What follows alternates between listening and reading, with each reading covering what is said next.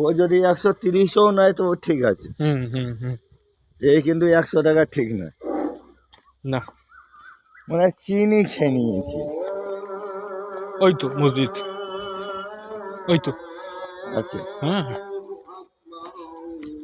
থাকবে, থাকতে তো হবেই।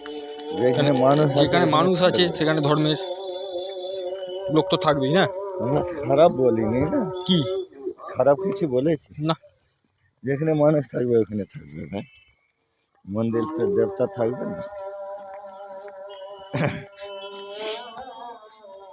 এবার একটু হাঁটতে পারছি না, এটা আমি বলতে পারি।